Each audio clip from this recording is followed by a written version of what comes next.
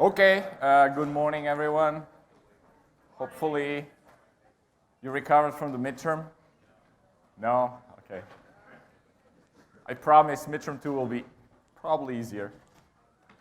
We have shorter amount of time, so we're going to cover less things for midterm 2, but hopefully, just keep up the pace, because some of these things are new to some people, like resistors, capacitors, things like that. So what we talked about last time was kind of starting to build our first sensor device, essentially a touch screen, and along the way learning a whole bunch of new components, also some relationships between the topology of these components, like, for example, the series resistors, the equivalent resistor of that, what a voltage source is, applying some of the rules like Kirchhoff's laws to the circuit to try to solve it. So I want to continue along those lines and kind of give you the operators with which you'll be able to kind of quickly solve the circuits by seeing some equivalences in them rather than just working out the full linear system of equations. So what we had last time was a piece of wire that I'm drawing it kind of from the side, and a plane, right? And then we drew that we had a supply voltage applied to the wire. And then our finger was basically something like this. And we said, like, if we push on some location in the screen, the wire will kind of bend. Right, this is the extended finger. And we'll touch the screen. So we'll touch basically this backplane metal. Right? In that sense, now if we draw that as a true circuit, what we will have is supply. We'll have one resistor, R1, which represents basically this piece of the wire. So basically, until it touches the backside or makes contact with this plane. In that plane, we have this output node, basically, that we want to measure the potential. And we have another resistor, which is basically the remainder of the wire. Right? And if we knew the wire length, L,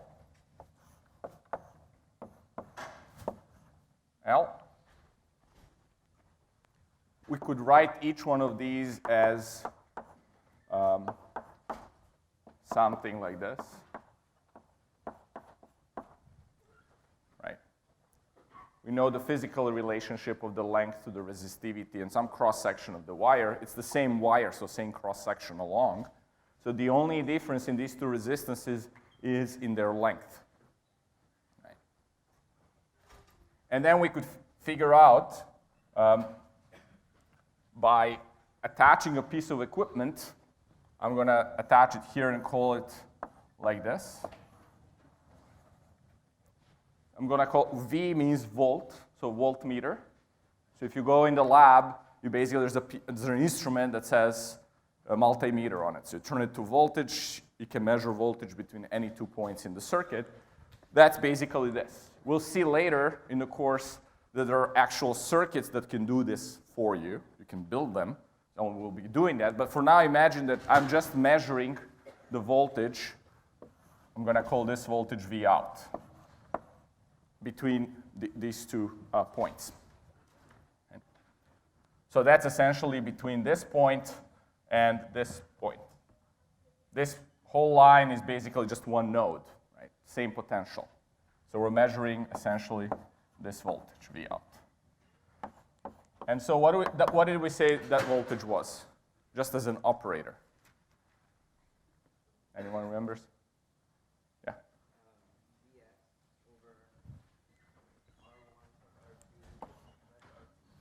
Okay, so that's actually a very convenient form that will explain to us what's going on. So basically this is the expression. Vs over R1 plus R2, what does that represent? Yes. So Vs applies to the whole circuit, right? But Vs over R1 plus R2, what does that represent? Okay, what's your name? Okay.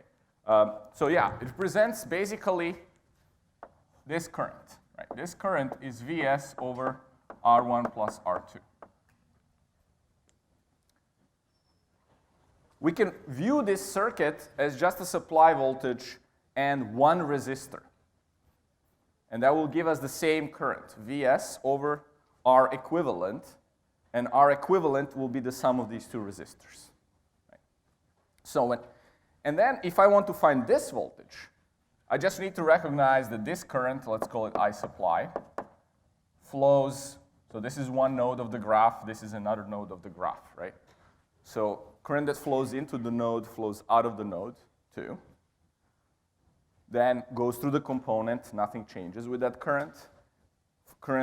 Same current flows into this node. There's no current going out here because nothing's attached. So that current continues here and gets into R2. And then I just apply Ohm's law. So this current times R2 gives me the voltage. Right? And that's basically the second piece. Okay. We can also go and formally write everything out, but I want to try to give you some intuition to do it like this, more through operators. I can rewrite this as R2 over R1 plus R2 times Vs. And in this case, it becomes what we call a voltage divider expression, right? So whenever I see a circuit like this, where I have two series resistors, a source, and or some voltage across them, and I'm asked for the voltage on any one of them, I should really just go and write this out immediately. I don't need to go and write all the equations, Ohm's law, and stuff like that. So you should train to be able to do that because it will help you compress very, very complex circuits into very simple circuits. So this is a voltage divider.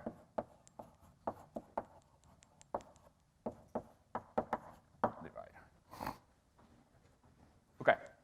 So that basically, if we go and solve it,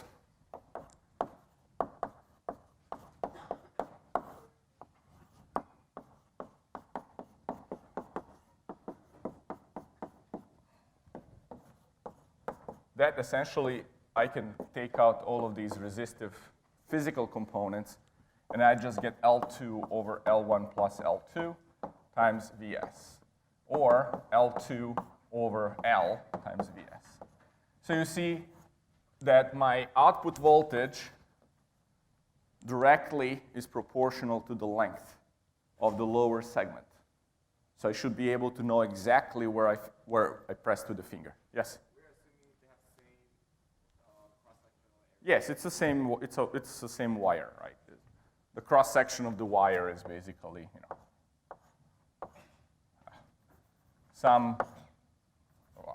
my drawing is poor. In 3D, it basically looks something like this, right? So this is A extending over some plane, right? And then you push on top.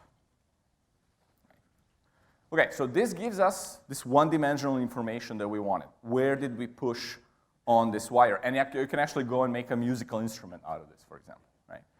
You can hook this up to Arduino.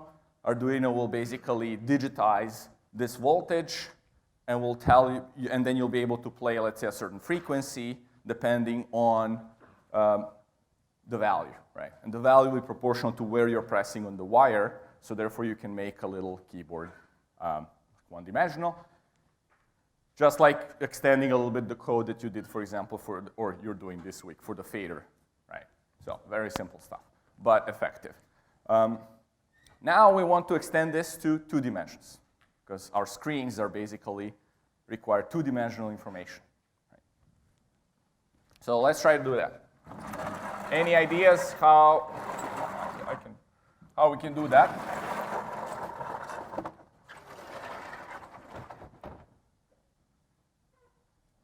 why don't you take like 30 seconds, talk to your partner, see if you can come up with an extension.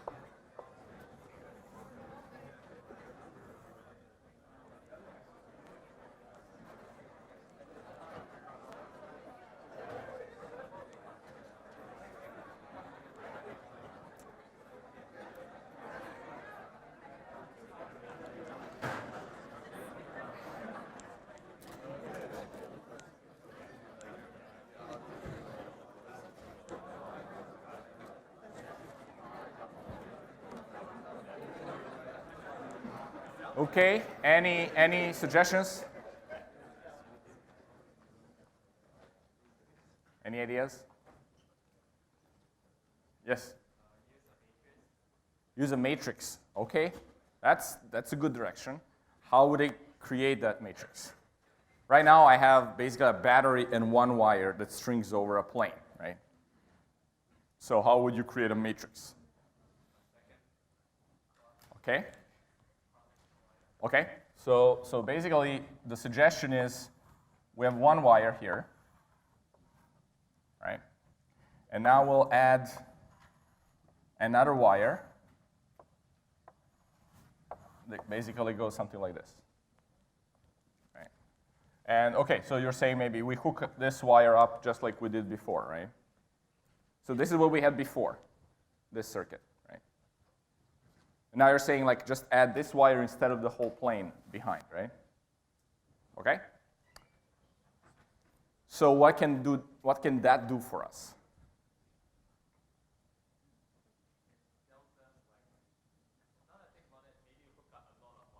Ah, okay, that's even better. Where do you hook up a lot of wires?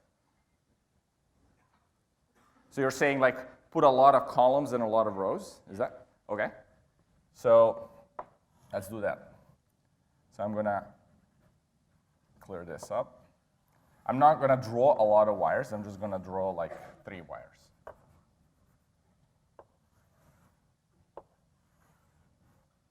Okay. And also, I'm going to have wires going like this behind.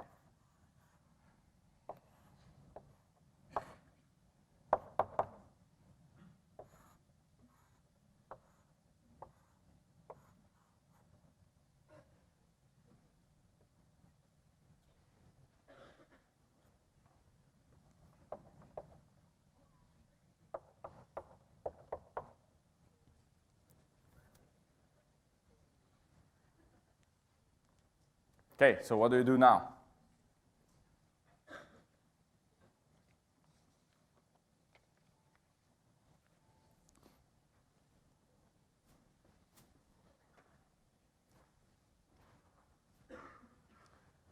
What do we do with these wires that we want in the columns? Do you want to hook them to the supply or? Okay. So I'm going to draw it as an ideal wire here. Right, so this is an ideal wire. These are physical wires, right? But in reality, it will be just one fat wire, right? That very low resistance that goes on top to all the columns. Right, and then I also want to hook these all together. Right. And then I'll do the same with these.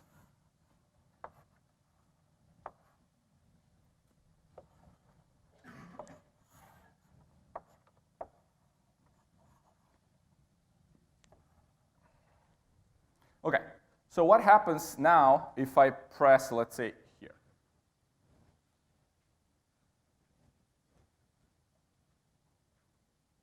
Yes?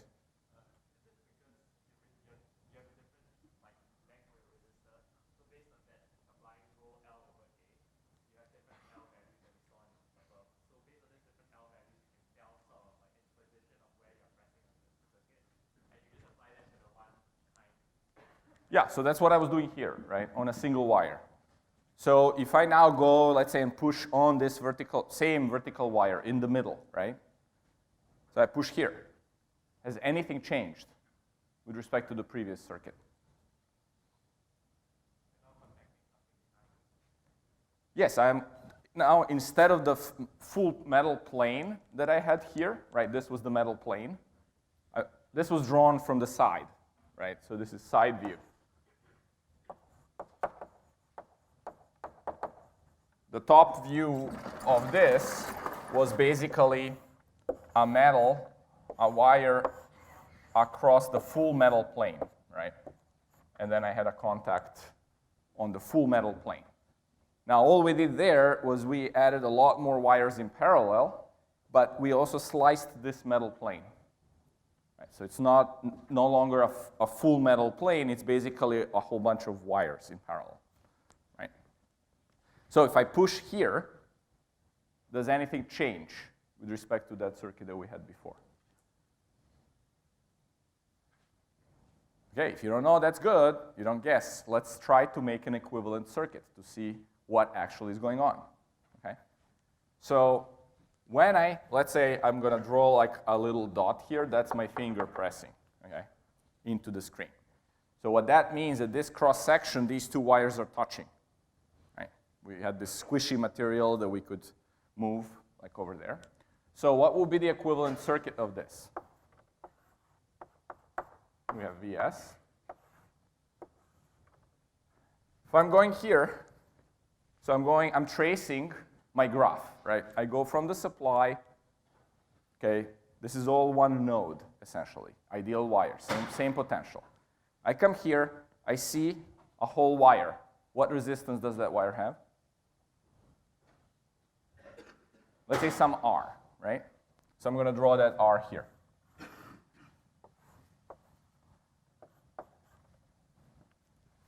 Okay? Next wire. What resistance does it have? Let's say this is really 3 by 3. So this wire, what resistance does it have? Same, but I pressed here, right? So this kind of splits this wire into two resistors, right? So I'm going to draw those two resistors, R1, R2. Then I take this wire. What resistance does that one have? R, right?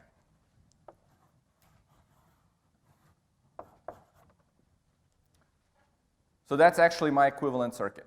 And now I need to figure out where is this terminal, right? That sits kind of behind, that shorts all these wires that are behind the first set of wires. So since I touched here, I established contact between this wire and this wire in the back, right? So I kind of halved this horizontal wire that sits behind, right? So I have some resistor,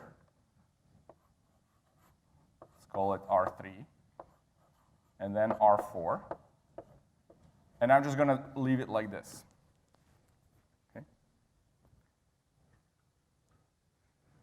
So that's the resistor. R3 is basically resistor from here to here.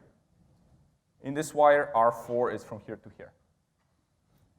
I have some other resistors that I don't want to cloud the picture. Okay, let's do one more. I have R wire also here, right? Just hops across. And a few more like that, but they're all shorted together. So I have these two resistor nets, this in parallel, and then another one goes in parallel. Right. So let's see what happens here. If I have an ideal voltmeter, like this one over here, it basically measures this voltage without drawing any current. Right. So I'll be able to measure, if I have a voltmeter here, let's see what happens. Let me just draw you a simpler circuit so you can figure out. If I have R1 and R2 and a Vs,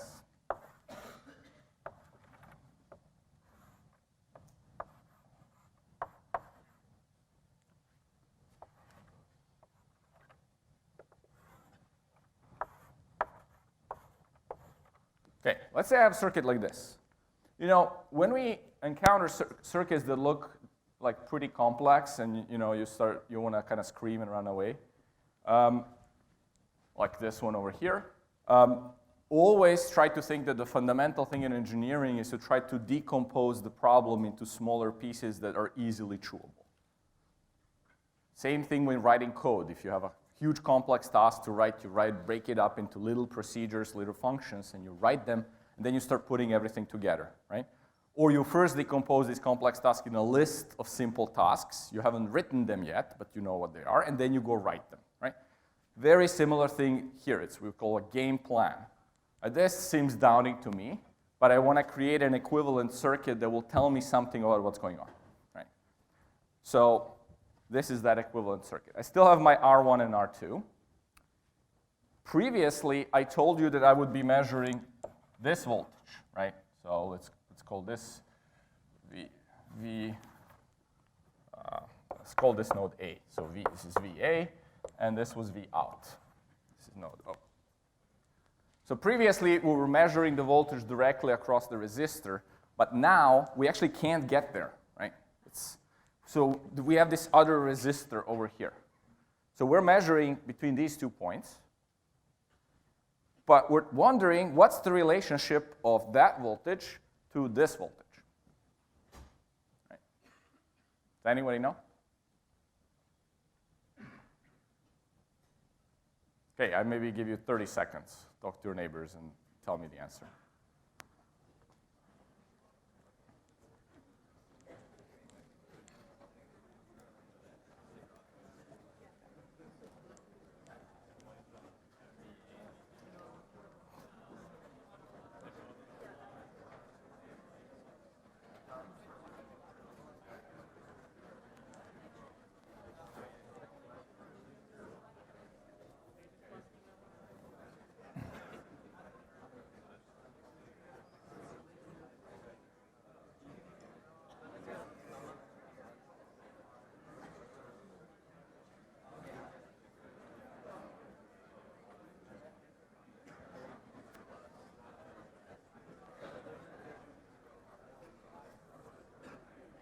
Okay, any volunteers? Yes. What's your name? Kevin. They are the same. Why are they the same? Which two resistors? Okay, so there is an open circuit here, right? This arrow just means what is the voltage difference between this potential and this potential, right? So what's the voltage across these two nodes? But there's actually no current flowing here, right? So this current, I0 equals 0. Right. Anyone? Or everyone thought that was, yes?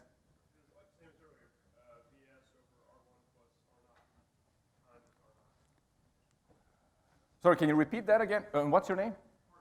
Okay, what is the voltage across, what's the relationship of this voltage and this voltage? My guess was actually, so I said V naught, the voltage is V0 right there.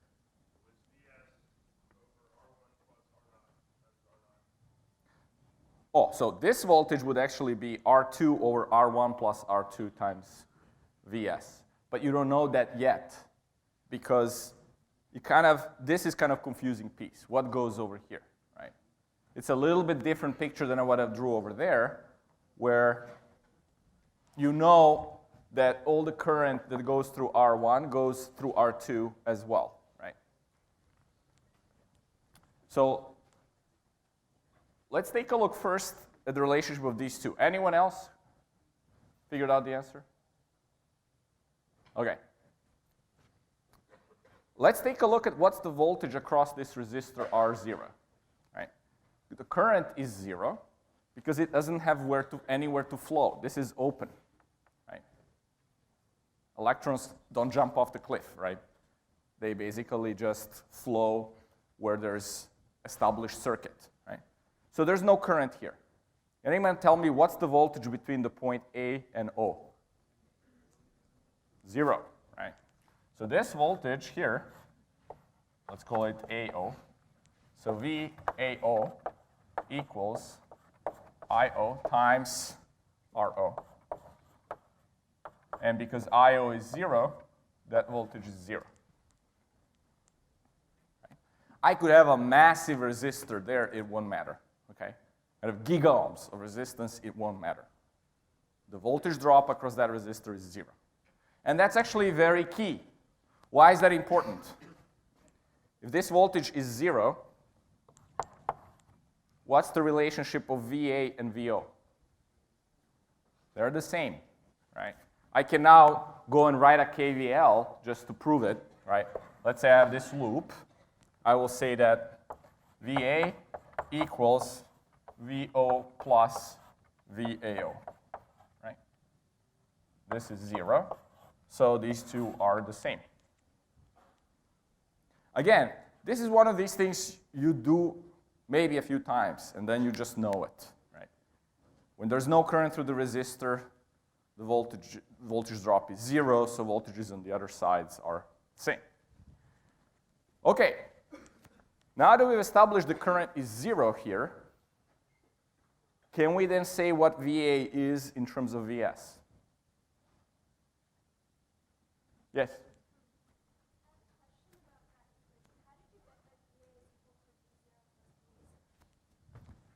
Okay. So this loop, basically if I start from this node, let's call that node G, right?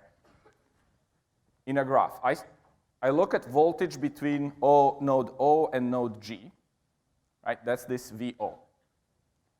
And then I add this voltage between A and O. So I just go in a loop, right? That's Kirchhoff's voltage law. So you go in a loop and you basically add all the voltages. If you let's say you specify the loop direction like this, counterclockwise, if you're going and you go along these arrows that you marked, right, those voltages add up positively. If you hit an arrow like here first, then that's negative.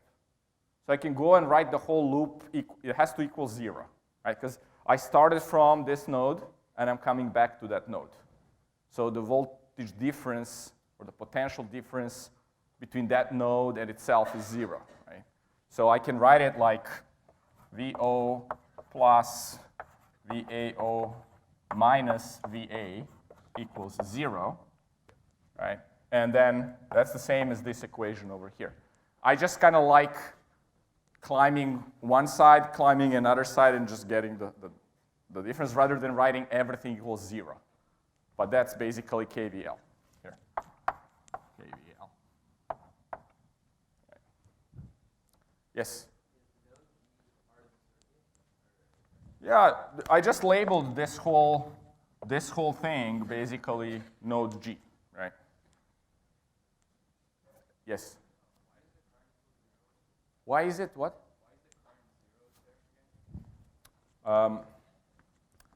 So, you know, if I draw this, maybe it will become clearer. This is called an open circuit, right? There's basically no wire connecting O and node G. Right? There's no wire, no electrons can flow. Right? So if no electrons can flow, current is change in charge over change in time. So there's no way in any amount of time I can transport any electrons through this wire or any charges because they don't have where to go. Right? So that's the current, or you can write it as dq dt, right? Equals 0.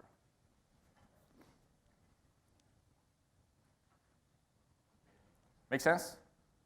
Now, if you apply a huge voltage there, the air will break. So there will be a spark going across, and then charge will transfer.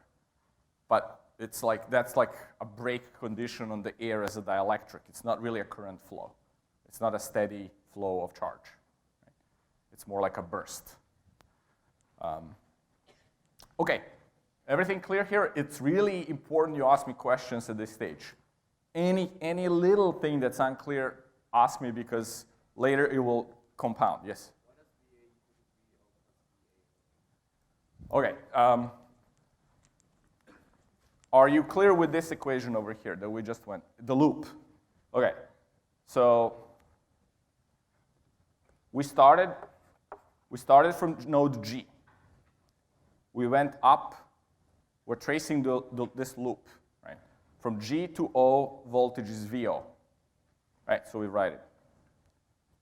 And then it's like climbing a mountain. From O to A, it's basically voltage VAO.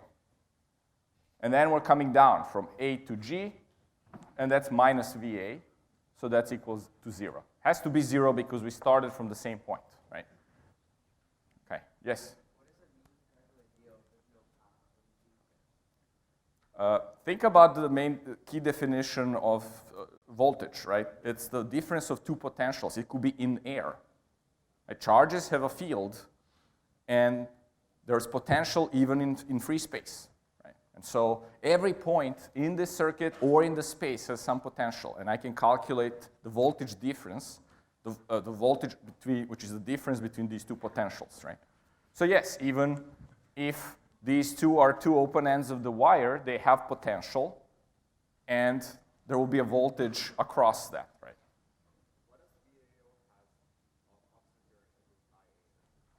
Because it was defined as the potential difference of this node to this node. That's why this arrow is. VAO has the same, I'm just tracing the arrow. So whenever you're tracing the arrow, your sign is positive.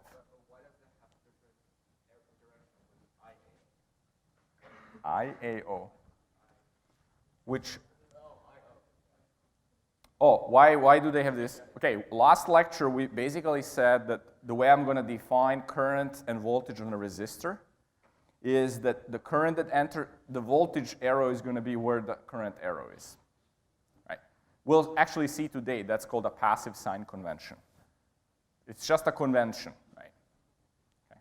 They'll make, you'll see later in the lecture why. There was a question there, yes?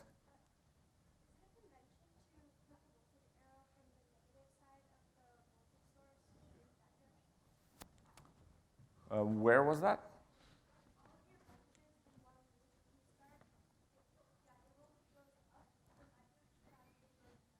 Oh, okay. So I think let me explain kind of maybe in a more physical way. If I have a resistor, right? And I want to measure the voltage difference. So let's call this point A, this point B. And I want to measure the voltage. So this node has some potential UA. This node has some potential UB. I want to measure the voltage VAB, which is equal to UA minus UB. Right? I will label it like this. The reason is that it's kind of consistent with the definition of what voltage is. Remember, voltage is energy that's needed to take charge from one point to another, right? So imagine there's a little charge here, Q, and that charge needs to get from here to here, okay? So that will be basically that energy.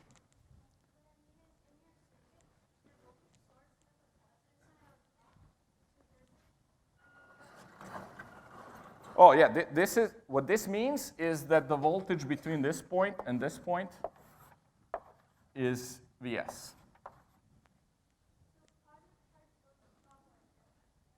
Yeah, the top of the supply source is positive potential. The bottom is some potential that's less than that.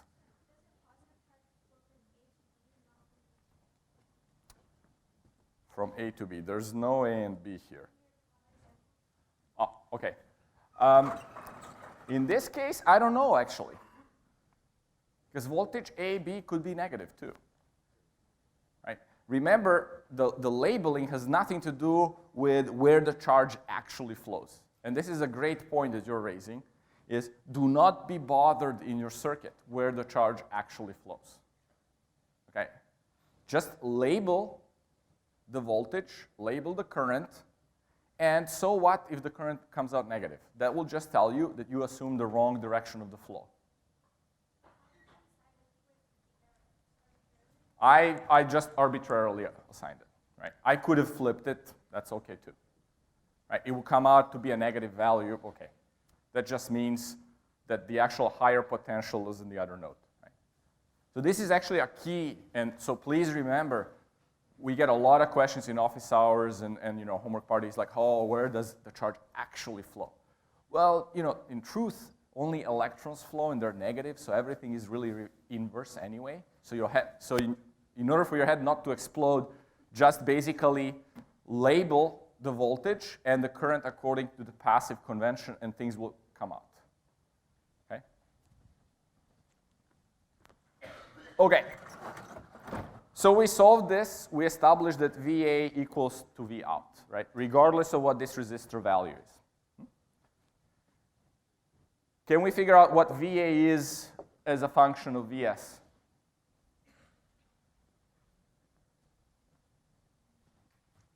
Is it any different than this? Why? Well, here, this current is 0, right? There's nothing going. Over there, there's nothing going, so it's an identical circuit, right? So therefore, really nothing changed in that example between these two examples. Now let's go back to this circuit. I am at this node. So this was our node A. This is our node G. Okay? I want to know this voltage between node A and G. That's my measurement, right?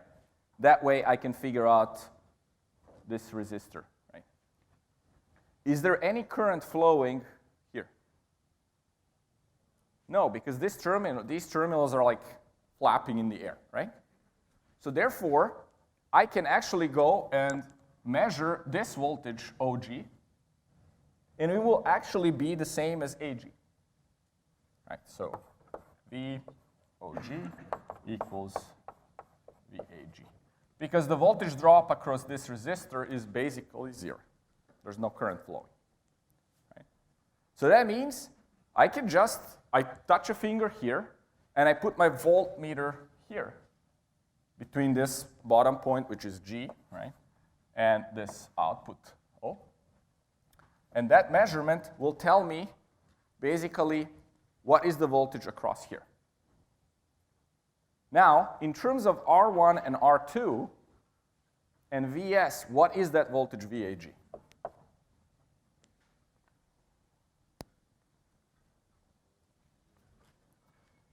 Remember, there's no current flowing here, right?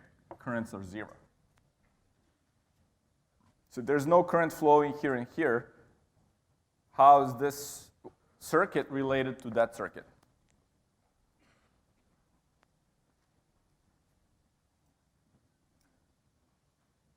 Yes? Okay. There's a little bit of a difference, right? From the standpoint of calculating AG, it is the same circuit, right? I do have these other resistors in parallel, but do they matter? Why not? Not for AG, right? But why not? Because the voltage drop has to be in a path. Okay, so let's rephrase that. This whole node, let's call this node B, right? VS establishes the voltage difference between B and G, right? So each one of these resistors see exactly VS as voltage. So they're completely independent paths, right? So between this point and this point, I still see VS. And that VS forces current through this resistive stack. That current only goes through R1 and R2. It doesn't go here or here because currents are 0. Right? So just to, again, to simplify things, we always like to simplify. We get Vs, R1, R2, and I have like two things hanging off of here in free space, right? Do they matter? No. So basically current here is 0, current here is 0. So whatever this current is, Is, it will flow here. Okay. So this is A, this is node G, this is my node B. So what is VAG? Can anybody tell me? In terms of Vs. What's the operator here?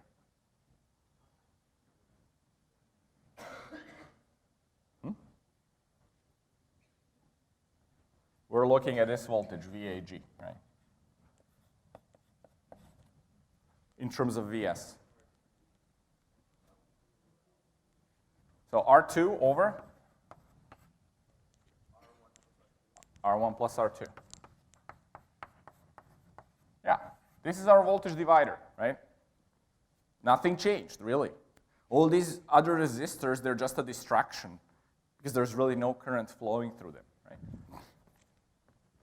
So this should, again, give me my vertical location, right, on the wire. Right, because, again, it's just this distance that maps out to the value of R2. Okay. These other resistors, they have some role in this circuit, kind of like they're like parasites. Right? They still have some current going through them. Anybody tell me what that current is? Yes? It's the Vs, so it's Vs divided by the sum of all the resistors, right? Well, let's take a look at one branch, right, at this branch.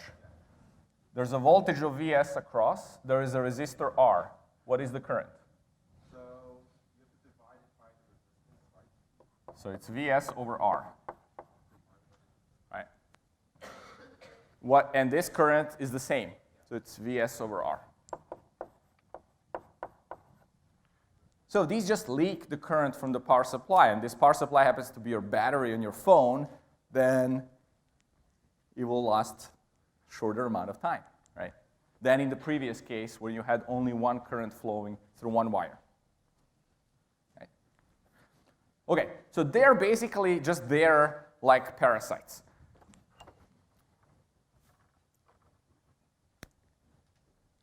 Now I've figured out that I can still use this circuit for a vertical dimension. How do I use it for a horizontal dimension? Right? We just came up with, where was it? Here, right? So this gave us L2 over L times Vs. Right? So this gives us essentially the y coordinate, right, where my finger is. But would this answer be any different if I pressed here or here? No, right? Because then that wire would be split into R1, R2. Other wires will be just Rs, right? And then I would sense that at this terminal, right?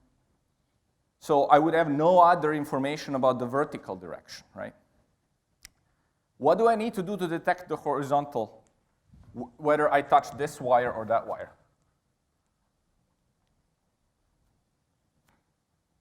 Yes? Can we do the same thing like how we did it in vertical, like stretch it out and do the same thing in horizontal? Yeah, okay, so the idea is, hey, I just applied a supply between these two nodes, this was B, and then I was able to figure out why, right? Because the backside looks exactly the same like the front wires, they're just turned. If I have some other voltage to basically apply between this node, let's call it O, let's call this node X. So, C, okay. If I can apply a voltage between nodes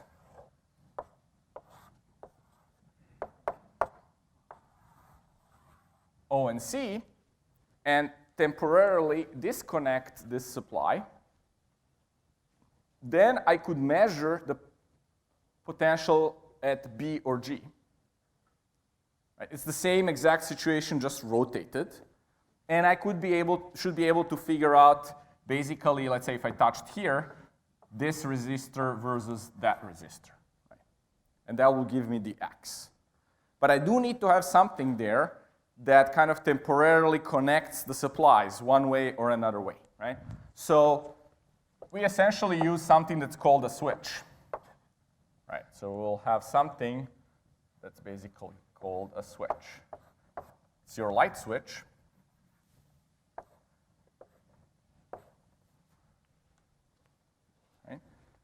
So it will actually connect or disconnect this depending on some timing control. And let's say in the labs, you will have your Arduino, which is a little digital controller that supplies waveforms in time that can turn on or off switches. We'll see later, maybe next, if you take 105, that these are actually actual transistors. Or actually in 16B, you'll see that.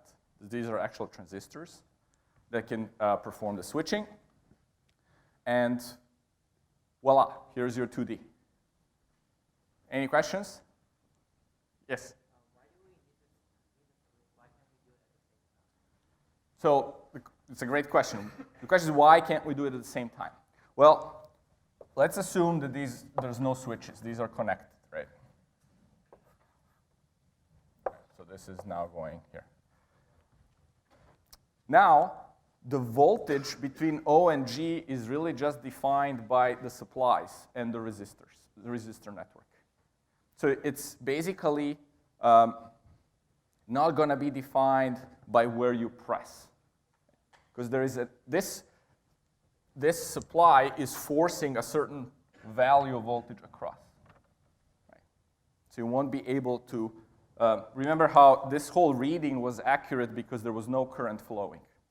Right? But now that I have a voltage source across OC, which is this one, there is actually current flowing through these.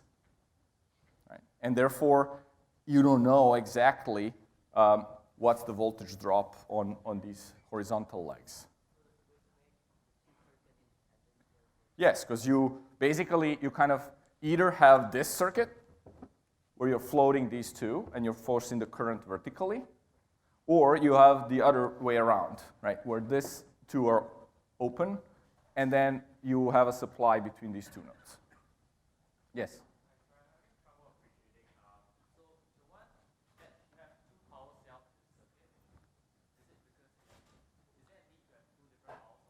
Oh, you don't have, okay, yes. So sure, we could do this.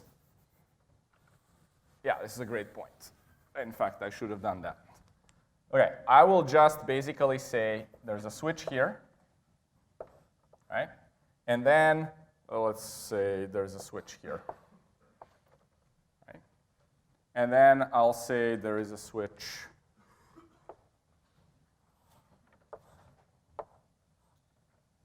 works. Okay, it has to be here. Right.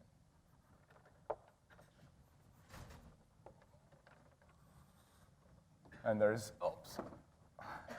Sorry, there's one more here. Okay? So I have one supply, and I'm just hooking it up. So let's call this S as bar. Either I'm hooking it up either between here and here, or here and here. Right. Yeah, great point. Yes? Wouldn't it be possible to use the superposition principle to have apply both? Bullseye! In 2 lectures. In 2 lectures. But superposition would not necessarily help you here because you have one source. Right? But in 2 lectures, we will cover superposition, and you'll see what it's useful for. Okay, I really love that you are basically asking questions. Please ask. There's no basic questions that you cannot ask. So any other things before we wrap this up? Okay. let me give you one brain teaser so for when you go home. I told you so far that basically when we attach a voltmeter, there is there's basically no current flowing into the ohm meter. It's essentially open, right? It can measure voltage between any points perfectly, right? However, in reality, that's not true. I lied. That voltmeter has some input resistance. We call that load resistance. It's actually very huge. It's like gigaohms, for example, right? But it's still there. And so when I attach my voltmeter to measure, or any circuit to measure this voltage, this is O, I'm actually adding a resistor. Yeah. Right? So that kind of changes things, right? What would you say, just like intuitively, what's now the relationship of this voltage and this voltage over here? So this is OG versus AG. Something times VAG. Let's call this over here R wire.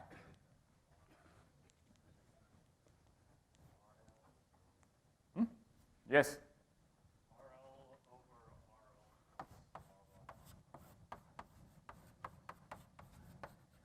Times VAG is VOG. You know, this is a perfect example of this voltage divider operator, right? I pretended I know this voltage. Okay? And then I'm looking at how that voltage is different than this voltage over here. Well, that's like this is a supply, and I'm looking for a voltage divider between these two resistors. Right? So it's this expression. Now the trick is, how do I figure out what VAG is? Right. For that, you need a little bit extra. So the way we're going to do it is we can make RW and RL an equivalent resistor. So a circuit will look like something like this. R1, come here. There's R2. But here, since I already know the relationship of OG to AG, I don't care anymore about this voltage. So I can make this into an equivalent resistor. So this R equivalent 1 is going to be what? It's the resistance between this point and this point.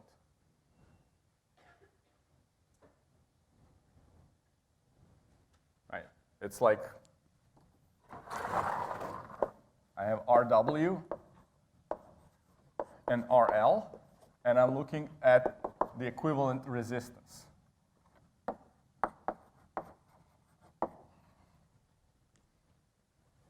Something that if I apply the same voltage, I get the same current through that element. So what is the value of this?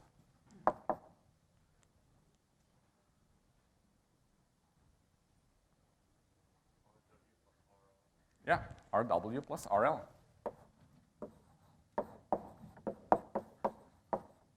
Whenever in doubt, you basically go and apply a voltage source,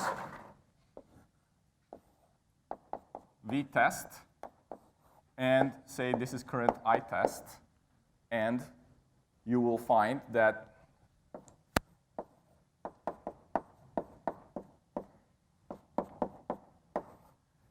that basically V test over I test is indeed RW plus RL, but it's also R equivalent.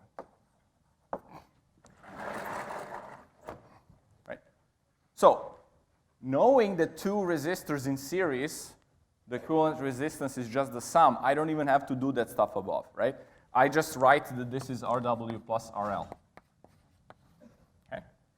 But now, if I could somehow figure out the equivalent resistance of this circuit, I would again have my voltage divider.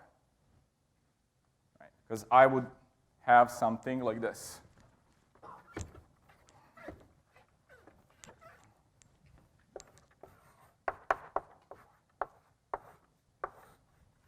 R1, and then R equivalent 2. So I didn't touch this node. This is still A. This is still G, right? So I just collapsed these two resistors in parallel, sorry, these two, into one equivalent resistor. But I don't know right now what that value is, so let's calculate.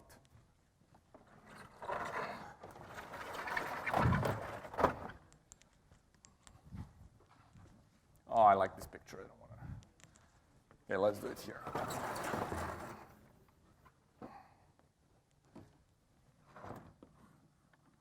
So we have, let's say R1 and R2. It's easier to just work with these numbers. Okay? How do I figure out the equivalent resistance of this circuit? I apply what? V test, right? And I measure I test, or vice versa. But okay, we can do it like this. What is the voltage across resistor R1? VT, right? So this voltage is VT. What is the voltage across the resistor R2? VT. What is the current flowing through R1? So, okay, I'm hearing it's VT over R1. And this current? VT over R2. Okay? So if I know these two currents and this one, on this node I can apply KCL, right? So IT equals what? The sum of the two. VT over R1 plus VT over R2. Okay, so we're almost done. So that's 1 over R1 plus 1 over R2 times VT. So my R equivalent is VT over IT, and that is equal to 1 over R1 plus 1 over R2. And if I multiply this out, I get R1, R2 over R1 plus R2. And from now on, I'll be labeling this as an operator, and it's called the parallel operator. Okay. So whenever you see two resistors in parallel, know that this is the equivalent value. Now, I really hate these fractions. I mean, they're just like icky to work with. So I'm going to relabel this. I'm going to create a quantity that's called conductance.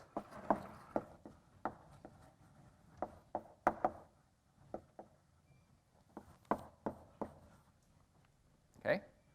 And the unit of G is Siemens. So that's like 1 over ohm, right? That's actually a very convenient quantity whenever you do these kinds of things with parallel resistors, because I can now write this as just simply G1 plus G2 times VT. Or R equivalent is also 1 over G1 plus G2. So you'll see later when we do nodal analysis and things like that, this becomes a very convenient way of representing stuff, because you don't drag all these fractions around. It's just a conductance. This also tells you something else about the currents.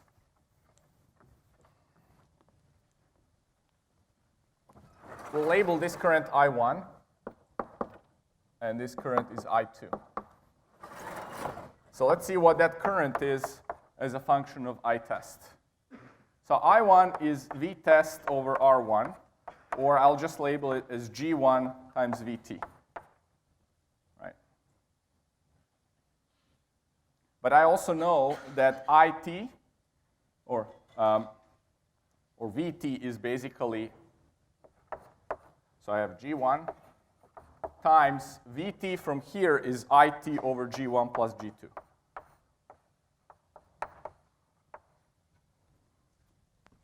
So I get kind of a very familiar expression.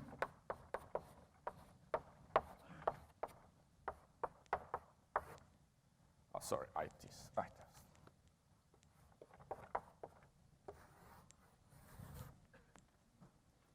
Is this familiar?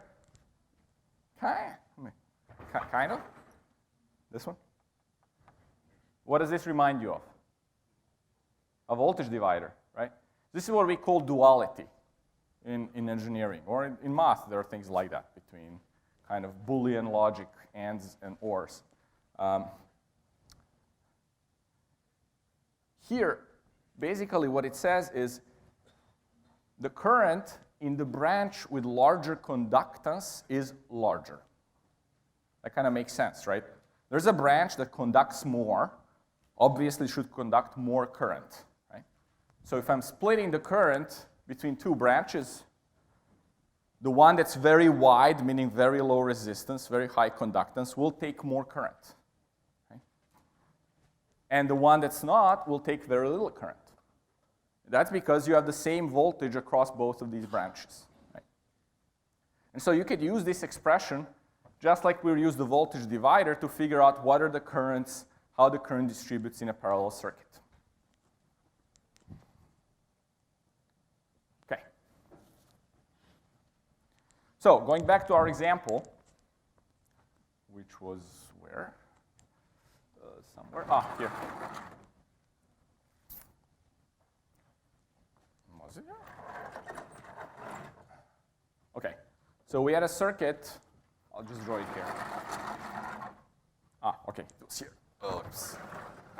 R1, R equivalent 2. Can anybody tell me what's R equivalent 2? In terms of R equivalent 1.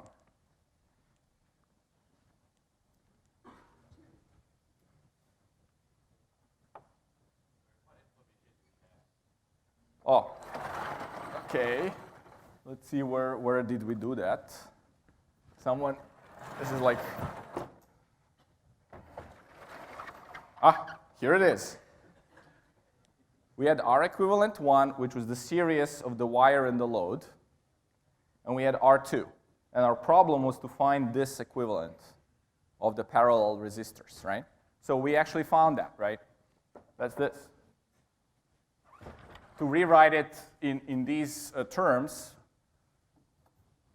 let's see where it was. It was this R equivalent was, so R equivalent 2 was R2 in parallel with R equivalent 1. That's all you need to write on the exam ever, right? You don't have to go and like rewrite this unless you're explicitly asked about what's the value, but like just you can keep it like this. So now we have a circuit that is Vs, R1, and then this one will be R2 in parallel with Rw plus RL. Right. And I'm looking at this node A, G, so I'm looking at this voltage. So what is that voltage? As a function of Vs.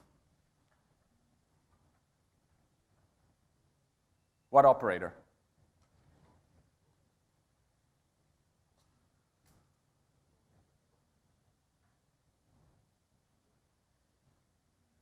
We learned two operators today.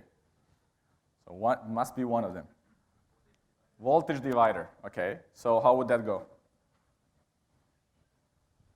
This lower resistance, right? So we're going to write it as R2 in parallel with Rw plus RL over the sum of the two resistors, R1 plus R2 in parallel of Rw plus RL.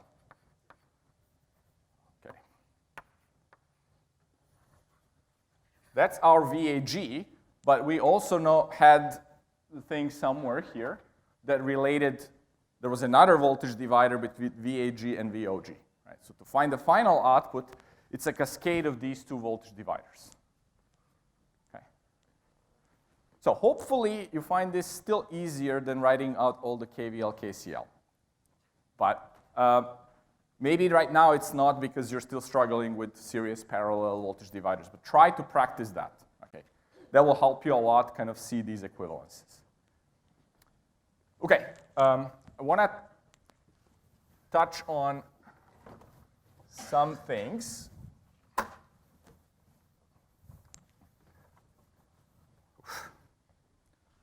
Define a few quantities that will be actually very useful for you on the homework and in general. So we defined voltage between points A and B as some energy we're expanding to take some charge, some amount of charge, delta Q, from point A to point B, right? Or from B to A, right? From here to here. So that was our definition. Right. In circuits, we're not only interested in energy, but we're also, because energy it could take infinite amounts of time to do a certain task, right? However long it takes to move this charge, I don't care in this equation, right? Because I just measure the energy. But sometimes I care about power too, right? And so power is basically a derivative, or I can just do it like this, right? Where delta T goes to 0, right?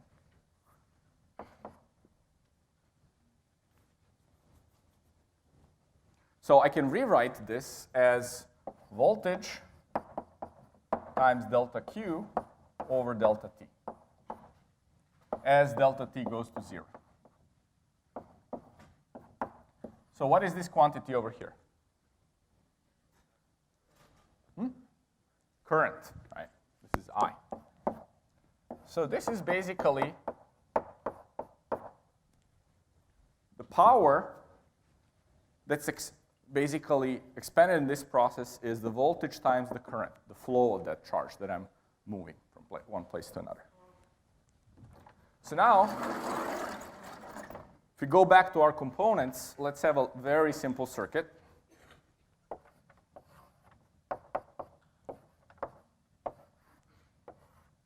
So essentially,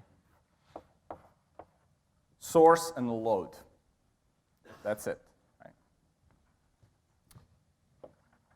The voltage between these 2 points, let's say A and B, is VAB. I will label this current I source, because that's what comes from the source. And I'll label this current I load. Notice that I've drawn this current basically to kind of be in sync with this arrow over here. I didn't draw the current going this way. So it's a passive convention still. So what is the relationship of IS and IL in this case? They're the same.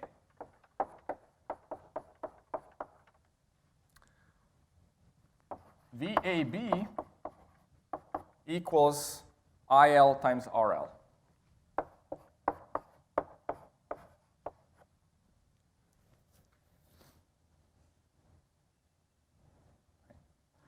And the power of the load is basically this voltage times this current, IL. So it will be VAB times the current IL. And so that will be IL squared times RL. Or I can also write it as, if I express IL as VAB over RL, then it will be VAB square over RL. So this is basically what we call the power delivered to the load. Where does this power go? What do you think? So I don't know if you're in your dorms, you have like heating elements, right? things you plug into the wall and kind of like shines. It's resistive. Yeah, or incandescent light bulbs. Basically, if you go in the lab, maybe you shouldn't try that, but if you watch Electro Boom on YouTube, you'll see what I mean. Essentially, if you take a resistor and apply voltage to it, if it's small resistor, you'll feel actually how it heats up. Okay? That's where the power goes that's delivered to the resistor. It basically dissipates out as heat. Okay? So the power delivered to the resistor from the source, and that power of the source is Vs times Is. Okay? That power is not like just lost in space. It actually is used to heat up the resistor and then radiates out. Right? From the resistor, heats up the room or the lab or your lap because you have a bunch of equivalent resistors in your processor. So that's why your lap heats up, right? Because of this. Okay, so since Is equals IL and Vs equals VAB, we'll see that PS equals PL. Right. So indeed, all the power produced by the source is consumed by this resistor. Right. There's nothing else happening here in the circuit. Okay. So let's see if we have time for one quick example. Oh, yes, great. Okay, so let's do one example of like what happens actually in the processor that you keep in your lap all the time. Okay? So this is like a real-world example. Okay? So today's processors have, let's say, around 1 volt supply voltage on your battery. Currently, we're going to represent the battery as a voltage source. Right? Okay? And then what I also know is that they tell you, if you look at the spec sheet, they say, oh, your processor burns 10 watts of power, right? So we also know that P load equals 10 watts. Right? The question is, what is the equivalent load resistance of that processor? When I look from the battery to the processor, it looks like a giant, like some resistor, right? That burns all this power because it actually heats up your lap. If you go to Tom's Hardware or YouTube, you can see like if they remove the heat spreader from the processor, it actually starts smoking. You can actually fry eggs on it, right? Because on 1 centimeter square or less of area, 10 watts is actually a lot of power density, right? So it's actually hotter than the hot plate if you try, so you can really like fry eggs on it. So what is RL that gives us 10 watts, that burns 10 watts from 1 volt supply? Anybody tell me? I can maybe give you a hint here. There are some formulas here that can help you with that.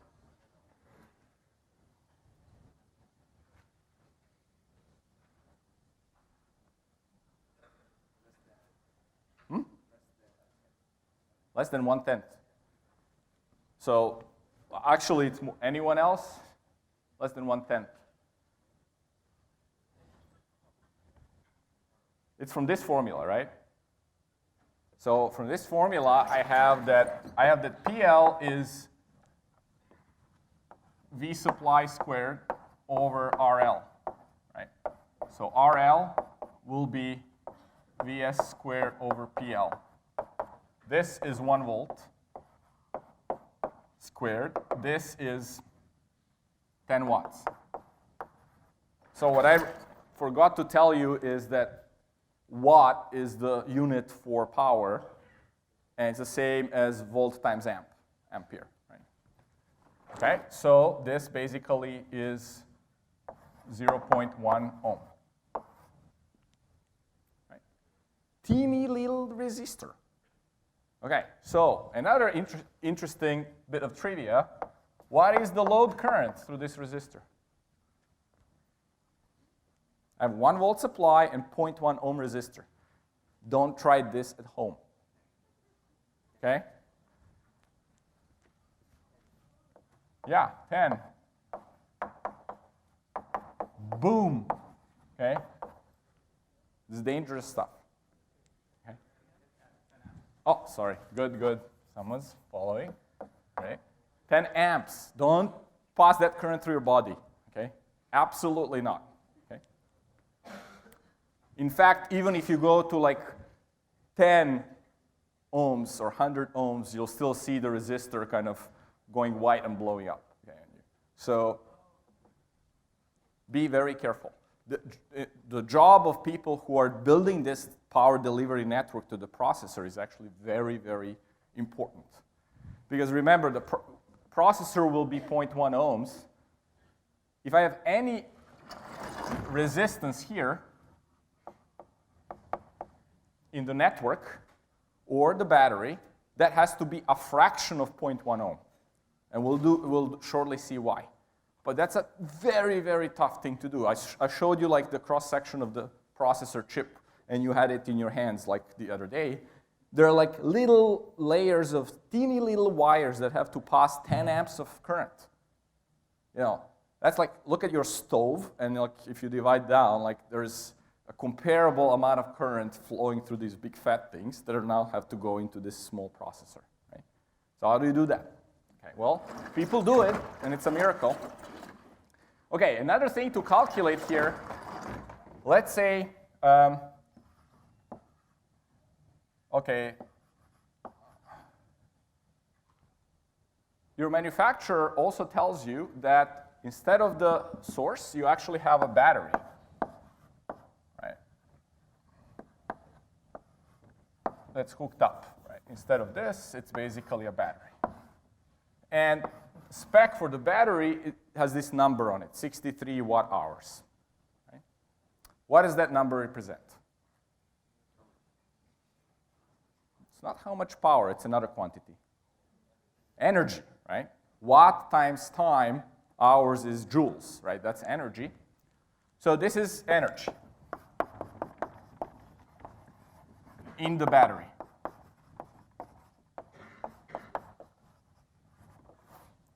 Okay, so this is the energy in the battery. If I know this thing is burning 10 watts, how much time is this going to last?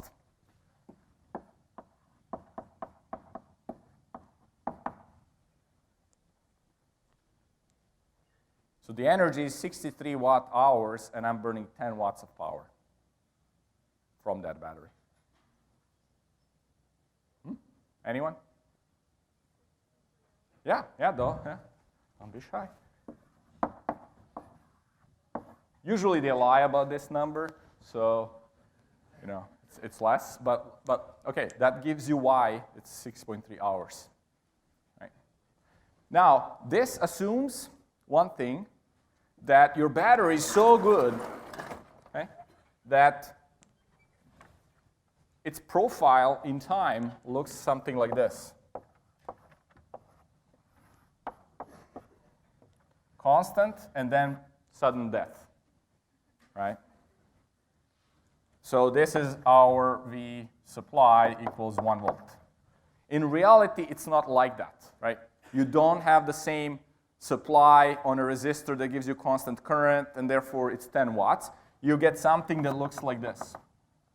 So slowly draining the voltage and supply. But that's why, in reality, we don't really have battery directly attached to the processor. There's a circuit in between. It's called a regulator that tries to keep 1 volt supply in the processor regardless of these small fluctuations. So it just juices up the battery as much as it can while providing the fixed voltage. But that's for another time. Okay, thanks.